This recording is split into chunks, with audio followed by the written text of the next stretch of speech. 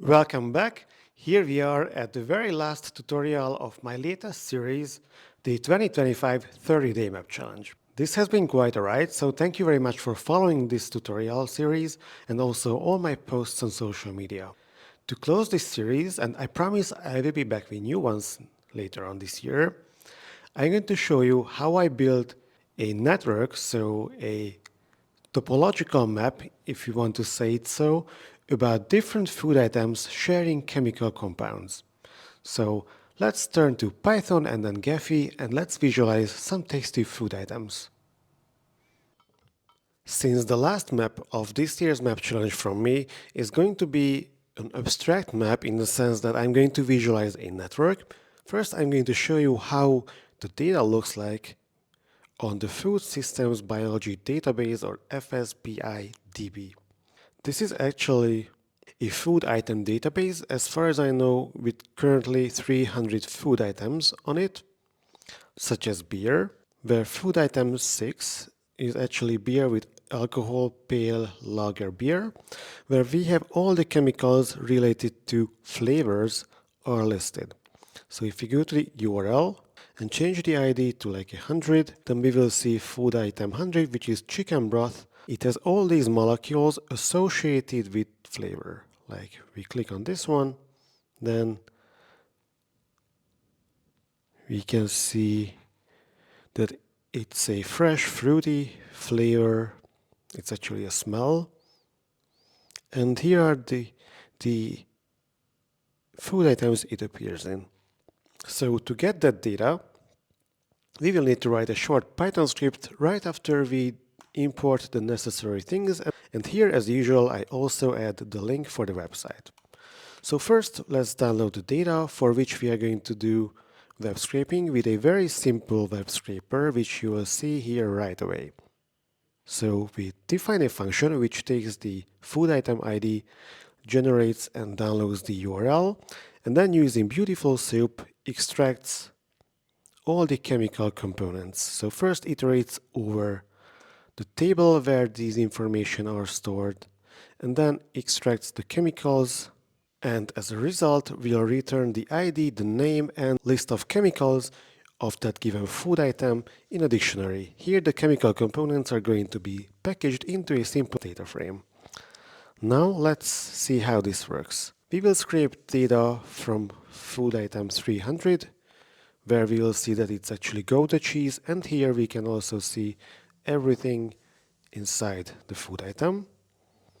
So let's print all these things. So here we can see that there are 15 chemicals. Here we can see the list. We can see the content average, so how much of this chemical can actually be found there. And by doing so, we also create the output folder, maybe in the next cell, and then run the scraper and save the data frames for all the 300 food items. Since I've already run this script, I will add a condition. So the downloader part will only run if the file doesn't exist yet. To confirm that we have all the 300 food items profiled and saved, we can list the number of files and check the number of files in the folder called foldout.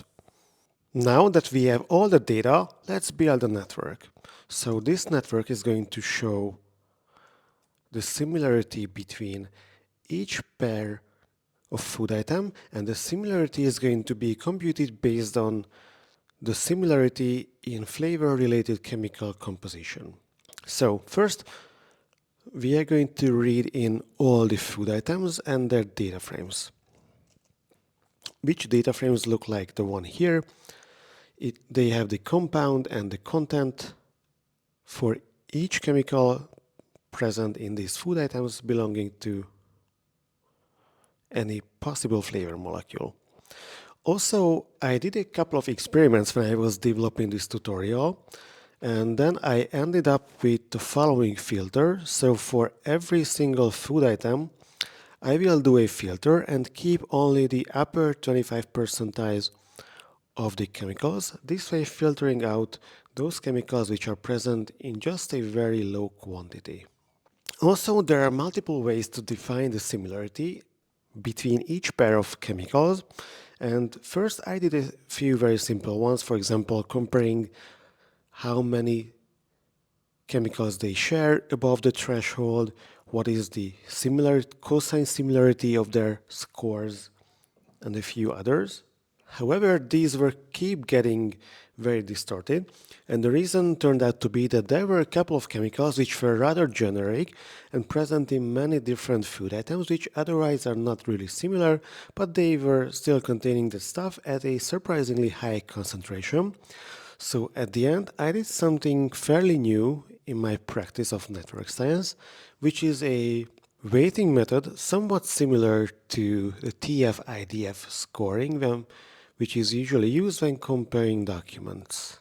So for that, I have to do a few more imports and then do a quick normalization step by taking the logarithm of each food's content average. So we get rid of the usually long-tailed distribution these content average values have.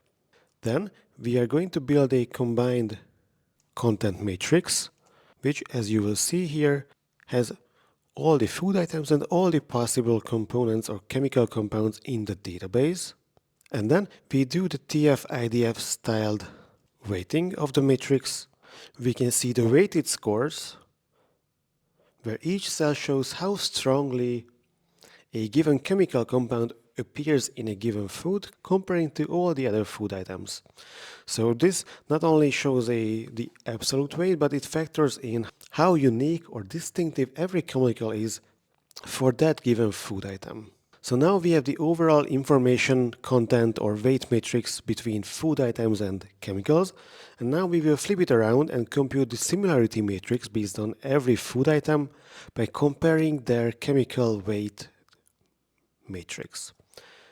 So once we have the similarity matrix, this should be a 300 times 300 large matrix, where now we have the food items and their similarity scores, which we can actually easily use to build the network. So here we will do some filtering. Here we will only keep above median connection weights. So we will drop all these connections, which means that first we will connect every food item to every other food item, like Gouda cheese to salami, which have a non-zero similarity score. And then for all of these similarity scores, we will pick the median value and filter everything that's below the median value. And only keep edges which are stronger than the median weight. And once we do that, we can export the graph and also check how many nodes and edges we have, which we can see here is quite a lot. And now we will move on to Gephi and see how we can visualize this graph. Also, I just drop in a few pieces of code which you will find useful later, but I'm not going to dive into them right now. So here we can label the nodes uniquely with this piece of code. And with this other piece of code, we can prepare a spreadsheet which will contain unique colors matched to, in this case, the modularity class column in the Gephi file. If you want to learn more about how these things work in NetworkX, then I recommend to check out my courses. And now let's see the Gephi part. So for those of you who haven't used Gephi before, it's a point-and-click graph visualization software where I have the network already visualized. So now I will show you how it looks like, and then I will ruin the graph, and then I will probably let you use the data of the tutorial to recreate and redesign the whole network. So this is how it looks like. Now you can see that every node has a food item on it, and they are connected based on similarity.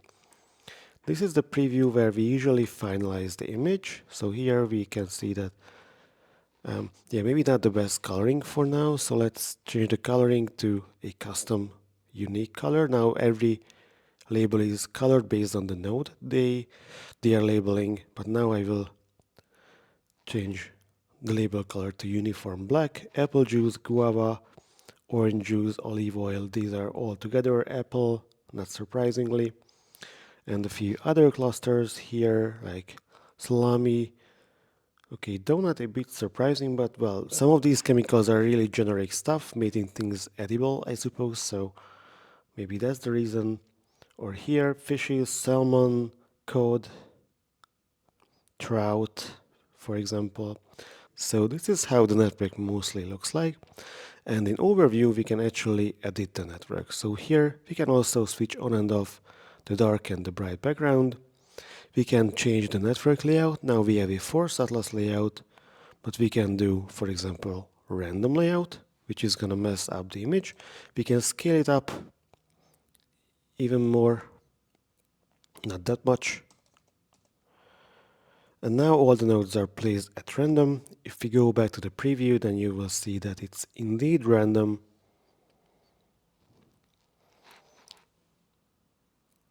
We can also change the coloring to just have a unique gray color on each node. We can switch off the labels. And all of a sudden, all the structure is gone. Switch off the labels. So this is when the network is random. But if we add back the label, go back to the overview, run the force atlas, add the node labels, go to the layout part, run the not a GeoAdjust, label adjust, so that the labels are not overlapping, then things are actually looking much better. Maybe we will need to have a brighter, let's say grayish label color. And let's give the color back, where we can use nodes, color, partitioning, and some default color map like the one here.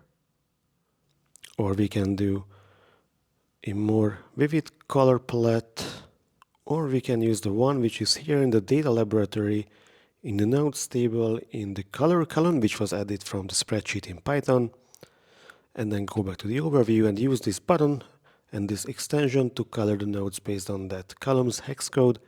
And then there we are, just where we started, the final food item network.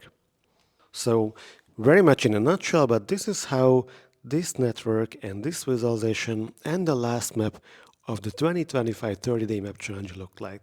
So thanks a lot for following this tutorial and the whole series.